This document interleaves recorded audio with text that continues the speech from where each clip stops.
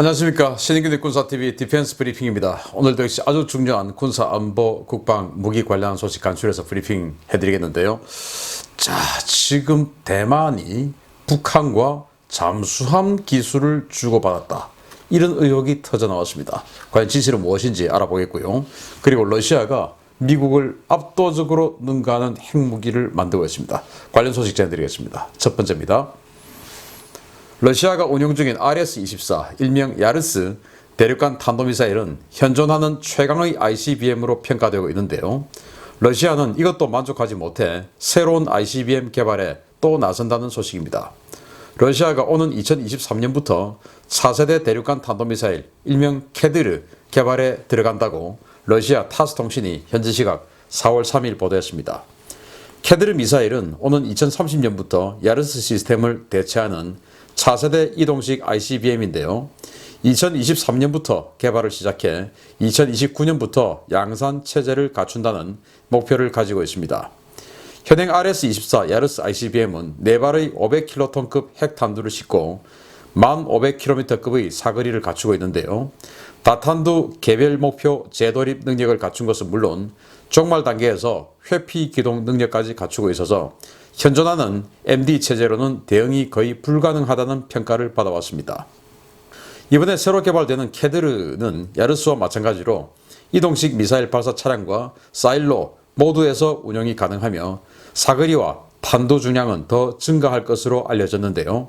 점차 고도화되는 미국의 미사일 방어 시스템을 뚫기 위해 러시아의 모든 미사일 기술이 총동원될 것으로 전해졌습니다.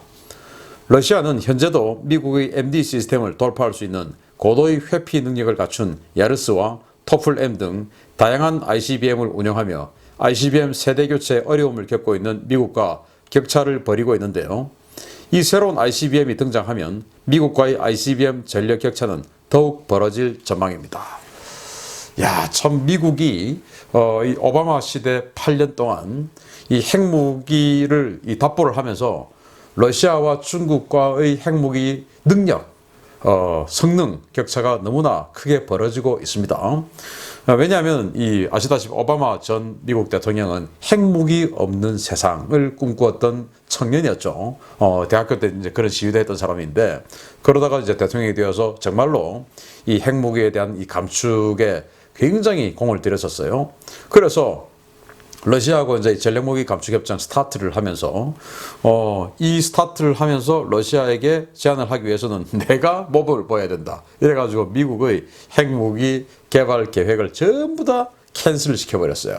그러니까 지금 현재 미국의 핵무기는 20세기에 만든 핵무기들입니다. 그러니까 이 21세기가 들어온 지 벌써 20년이 지났는데 이 20년 동안 미국의 핵무기는 발전이 없었던 겁니다. 그런데 러시아는 이 푸틴 시대를 거치면서 물론 2014년부터 크림반도를 병합한 이후에 서방 세계의 제재를 받으면서 러시아 경제가 확 꺾어졌지만, 그 전까지 이제 러시아가 2000년대 초반에 제법 잘 나갔죠. 그 시기에 러시아는 핵무기를 비약적으로 발전시켰어요.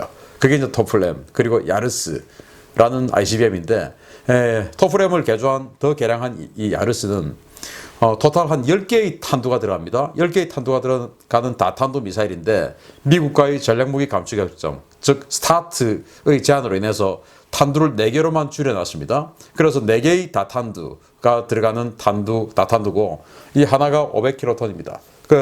이 4개의 탄두가 대기권으로 재돌입하면서 쪼개집니다. 4개로 쪼개지는데 각각의 다른 목표, 개별 목표를 때려요. 과거에 초창기의 다탄두는 그냥 아무데나 쪼개지죠. 그런데 이제 이 중반기의 다탄두도 지금 미국도 다 가지고 있는 MIRV 버전에 가서는 이제 쪼개집니다. 쪼개지는데 각각의 다른 목표를 공격해요. 보스턴, 필라델피아, 뉴욕, 워싱턴 DC 이런 식으로 각각의 다른 목표를 때리죠. 여기에서 야르스는 더 발전해서 다른 목표를 때리면서 들어가면서 회피 기동을 합니다. 왜냐? 미사일 방어 시스템이 이제 워낙 발전하니까 회피 기동까지 하는 능력까지 발전했어요. 이게 이제 오바마 시대 때 미국이 핵무기 개발을 스탑을 했을 때 이 중국과 러시아가 가속 페달을 밟아서 이 회피 기동하는 것까지 갔습니다. 물론 미국도 과거에 회피 기동까지 갔었어요. 피스키퍼라고. 그런데 이제 예산상의 문제로 인해서 그냥 다 폐기시켜 버렸습니다. 그 야르스에서 러시아는 더 발전시킨 캐드르라는 걸 만들겠다. 왜냐? 미국이 이제 MD 시스템이 점점 발전하니까 그걸 뚫으려면 더 회피기동 잘하는, 더 강력하게 휘어 들어가는 이런 것들을 만들어야 된다. 여기 이제 들어가면서 스텔스 코팅을 해가지고 뭐 안 보이게끔 하고, 또 적외선에 또 반사되는 뭐 적외선을 아예 흡수해버리는 뭐 이런 것들, 그리고 이제 레이저를 조사받으면 레이저를 튕겨버리는 뭐 이런 것들, 뭐 이제 이런 식으로 점점 더 발전시켜가는 이제 이런 미사일을 만들어 가고 있는데, 트럼프 대통령 시절에 미국이 다시 핵무기를 만들어 가자 해서 이제 ICBM, SLBM 전부 이제 다 스타트를 했는데, 지금 다시 바이든 대통령이 들어왔기 때문에 이 바이든 대통령은 오바마 시즌2 아닙니까? 그래서 이 핵무기가 다시 미국이 중국이나 러시아에게 확 뒤떨어질 가능성이 안 그래도 있는데, 러시아가 이렇게 강력하게 드라이브를 걸고 있으니까 좀 불안하기는 합니다. 아무튼 미국이 우리 동맹국이기 때문에 핵무기 분야에서 중국과 러시아에게 뒤처지지 않는 국가가 되기를 기대합니다. 우리 건 아니지만. 두 번째입니다. 현재 자국산 잠수함 독자 건조를 진행 중인 대만이 때 아닌 북한 스캔들에 휩쓸렸습니다. 현재 건조 중인 대만 잠수함에 북한 기술이 들어갔다는 것인데, 대만 국방부가 강력하게 반발하고 나섰습니다. 대만 국방부와 해군사령부가 별도의 성명을 발표하고, 미국의 한 매체가 보도한 대만 잠수함 북한 기술 이전설을 전면 방박하고 나서 주목됩니다. 대만 해군사령부는 4월 2일 성명서를 내고, 미국의 정치 전문 매체 내셔널 인터레스트가 4월 1일 보도한 대만 북한 잠수함 기술 협력 기사는 모두 허위라며 북한과의 접촉은 결단코 없었다고 밝혔습니다. 대만 해군사령부는 우리는 잠수함 개발과 관련해 북한과 접촉한 사실이 없으며 앞으로도 결코 접촉하는 일은 없을 것이다 라며, 대만의 모든 군 관련 장비와 기술은 미국과 유럽의 지원을 받아 만들어지고 있는 것이다 라고 밝혔습니다. 이에 앞서 내셔널 인터레스트는 대만 관계자를 인용해서 과거 북한이 대만에 잠수함 건조 기술 제공을 제안했으며, 이후 대만이 북한과 접촉해 기술과 장비를 반입했다는 기사를 내서 대만 정부의 강력한 항의를 받은 바 있습니다. 북한은 지난 2019년 대만에 AIP 기술을 제공할 수 있다며 대만 현지 무역회사를 통해 대만 정부에 접촉한 사실이 대만 상보를 통해 폭로된 바 있는데요. 대만이 정말 북한과 접촉했을 리는 만무하지만, 도대체 북한이 그 높은 수준의 배터리와 반도체 기술을 필요로 하는 AIP 기술을 어떻게 가지고 있는 것인지, 대만과의 접촉 사실보다 북한이 가지고 있다는 그 기술이 도대체 어디서 왔을지도 궁금해집니다. AIP, 즉 공기부료 시스템이에요. 잠수함은 물속에 들어갑니다. 물속에서 잠수함이 움직이려고 하면 기관을 돌려야 되죠.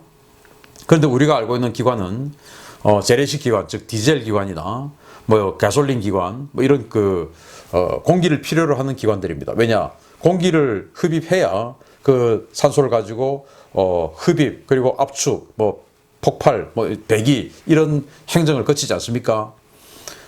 그러면 공기가 물속에는 없죠. 그거 어떻게 하냐? 그래서 물 밖으로 나와가지고 엔진을 돌려서 배터리를 충전합니다.